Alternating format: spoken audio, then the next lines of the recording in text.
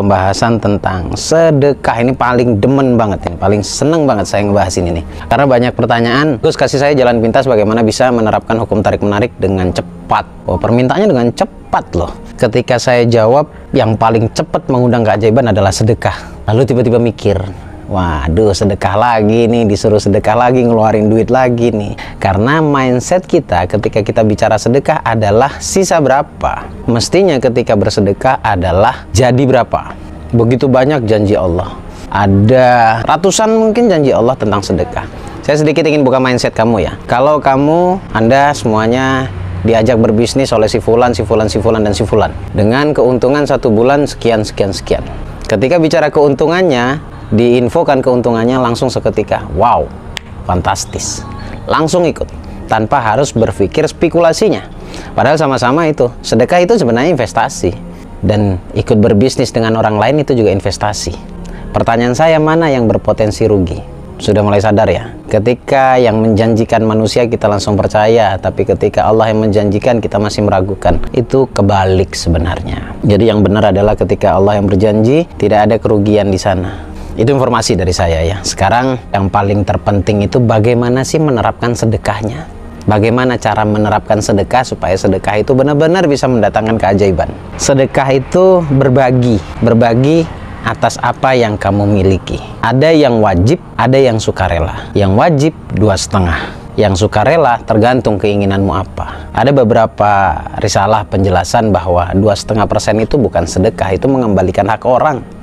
Mengembalikan hak orang. Jadi ketika kamu berbaginya 2,5%, jangan langsung enggak, oh saya sudah bersedekah. Tetapi 2,5% itu mengembalikan hak orang lain. Jadi belum sedekah.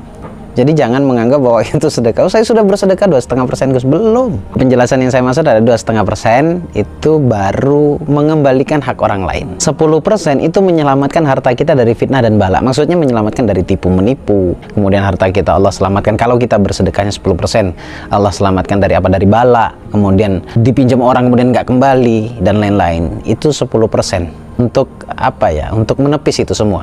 20-25% up sampai setinggi mungkin, itulah baru yang bisa membuat kamu menjadi kaya atau rezeki itu datang kepada kamu. Sederhana. Lalu mindsetnya bagaimana, Gus, caranya? Itu besar loh, Gus.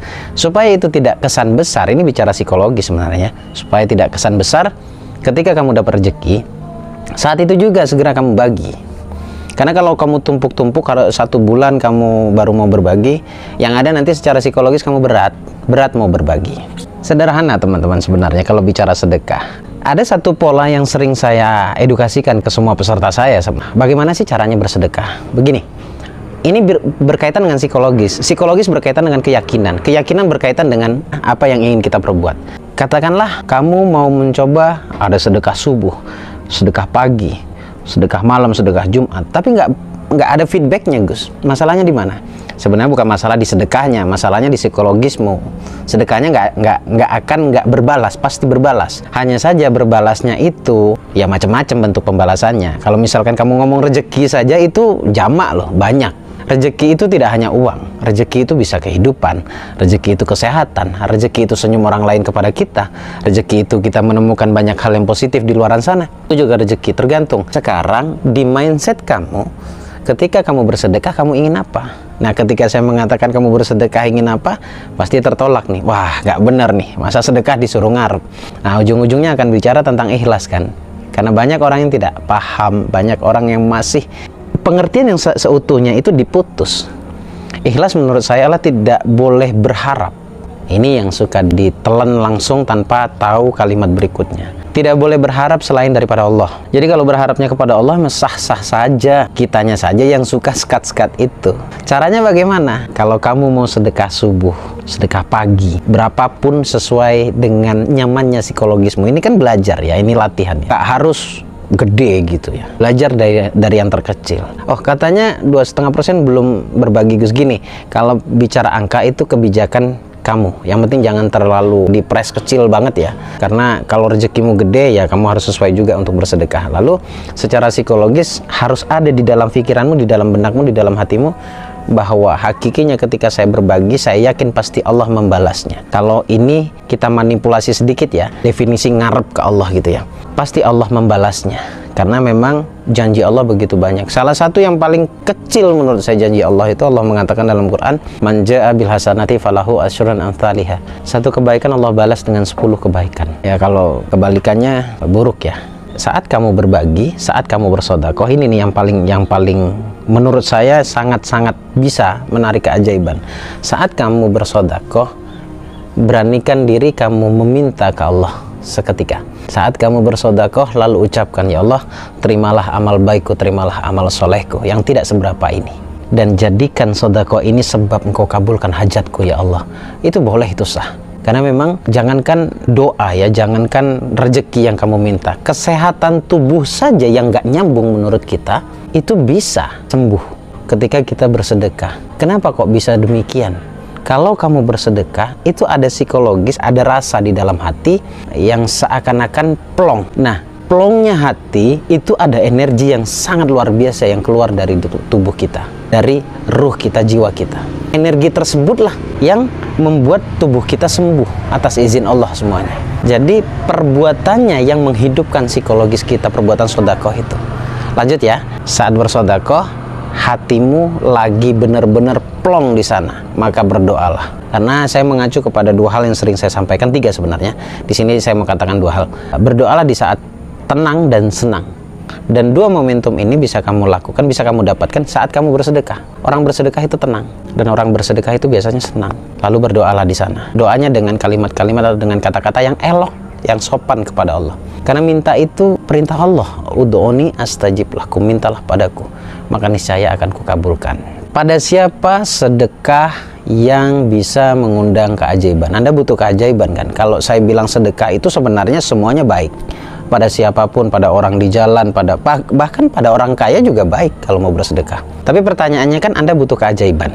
Anda butuh yang makbul dalam apa? Dalam pengaplikasian sedekah. Ada 3 hal, saya nggak akan bosan untuk menyampaikan ini. Dan ini jawaban dari Quran. Yang pertama adalah orang tua. Yang kedua, saudara terdekat. Yang ketiga, fakir miskin. 3 kriteria ini ada definisinya juga. Orang tua itu bermakna 2. Orang tua zahir dan orang tua batin. Orang tua zahir itu ya ayah dan ibu kita.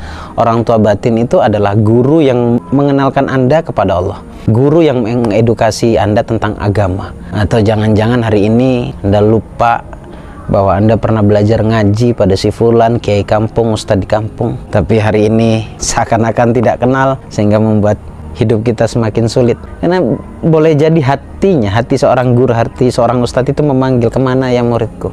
Oh sudah sukses, lupa dengan saya. Lupa dalam artian begini, oh sudah sukses, tidak pernah silaturahmi kepada saya. Sebenarnya seorang guru juga nggak ngarep duitmu kok, ngarep silaturahmi. Tapi eloknya kita sebagai murid santuni juga seorang guru itu yang pertama ya. Definisi dari orang tua itu bermakna 2 arah, bisa zahir, bisa batin, bisa orang tua fisik kita, orang tua guru kita, orang tua batin.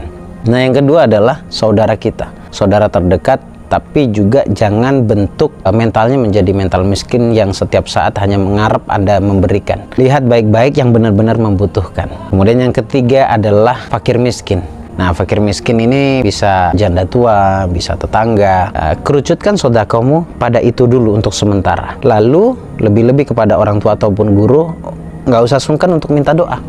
Doakan hajatmu apa, minta agar Allah kabulkan. Pertanyaannya, kalau yang sering muncul di kolom komen ya, pertanyaan itu, bagaimana dengan orang tua saya yang sudah meninggal? Begini, meninggal itu hanya pindah alam menurut saya. Meninggal itu hanya fisiknya yang tiada, tapi ruhnya masih ada dan bisa sangat banget mendengarkan dirimu. Dan cara bersedekah kepada orang tua yang sudah meninggal bagaimana?